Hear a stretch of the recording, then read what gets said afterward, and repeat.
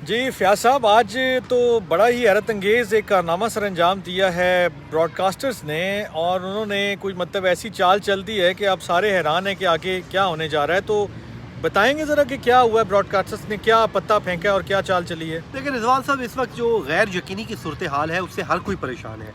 उससे ना सिर्फ क्रिकेट वर्ल्ड बल्कि जो ब्रॉडकास्टर्स हैं, जो सबसे ज़्यादा इस वक्त परेशान है तो वो ब्रॉडकास्टर हैं, क्योंकि अभी तक बाकियों को किसी का कोई ₹1 नहीं लगा, किसी की चवन्नी नहीं लगी, बल्कि उनका 3 अरब डॉलर तकरीबन उनका सरमायाकारी हुई पड़ी है। और उनको जब वो डूबते हुए नज़र आ रहे हैं तो वो अब हाथ पाँव मार रहे हैं कि भाईजान कुछ करो कुछ करो। और अब उन्होंने एक काम किया कि उन्होंने प्रेशराइज़ करना शुरू कर दिया है, क्योंकि प्रेशराइज उन्होंने किसको करना है, डेफिनेटली वो भारत को करेंगे। और भारत में ही मौजूद है स्टार स्पोर्ट्स, उनकी जानिब से काम हुआ है। और उन्होंने ये किया है कि उन्होंने आईसीसी से भी, वो कहते हैं ना गवाह वो चुस्त और मुदई सुस्त गवाह चुस्त तो यहाँ पर भी ये हुआ कि आईसीसी जो है सुस्त है। अच्छा। और जो ब्रॉडकास्टर है वो चुस्त हो गया। और चुस्त ये हुआ है कि उसने इंतज़ार भी नहीं किया अच्छा कि जो हमने कोई शेड्यूल भी सामने आना है, एक शेड्यूल नाम की कोई चीज़ भी है उसको आईसीसी चैंपियंस ट्रॉफी कराने के लिए कोई उन्होंने बताना है कि कौन सा मैच कब खेला जाएगा। दिन भी पाने ने, कोई दिहाड़ियाँ भी रखनी है और ग्राउंड भी दसने ने।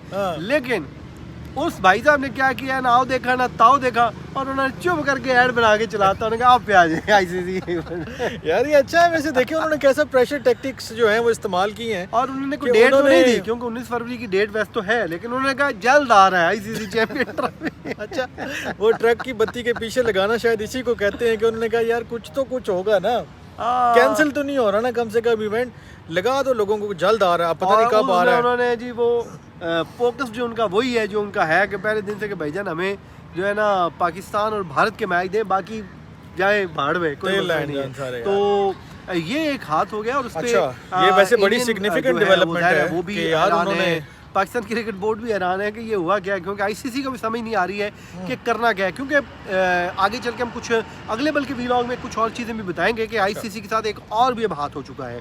तो मेरे ख्याल में इस मसले को अब आईसीसी के लिए हल करना है, और उसके लिए 11 दिसंबर की अपडेट सामने आ रही है। ठीक है, जिसपे ये कहा जा रहा है कि 11 दिसंबर के बाद शायद ये ऊंट किसी करवट पे बैठ जाएगा और आईसीसी किसी ना किसी नुक्ते पर पहुंच जाएगी। लेकिन इसी आस के ऊपर उन्होंने अपने ऐड शैड चला दिए हैं कि भाईजान इसी आस पे मार्केट में हम चीज लेकर आ रहे हैं। देखिए हल नहीं हुआ। आपको याद है उस दिन मोहसिन नकवी साहब जो चेयरमैन पीसीबी है, उनकी प्राइम मिनिस्टर से मुलाकात भी हुई है। उस पर उन्होंने उनके जो मौक़िफ़ है उस पर अप्रिशिएट किया। तो इट मीन्स कहीं ना कहीं चीज़ें जो हैं वो फंसी ऐसी हुई हैं कि ना तो वो अभी तक भारत के हाथ में है, ऐसा ही है, ना ही इंडिया के हाथ में। क्योंकि अगर वो कोई ये कहे कि जी वो सारा कुछ भारत के हाथ में है, या कोई ये कहे कि नहीं जी पाकिस्तान के हाथ में, गोटी के दरमियान जो फिट हुई पई है। और मेरा ख्याल है वो गोटी अब जो है ना बिल्कुल हलक में आके फंस गई है।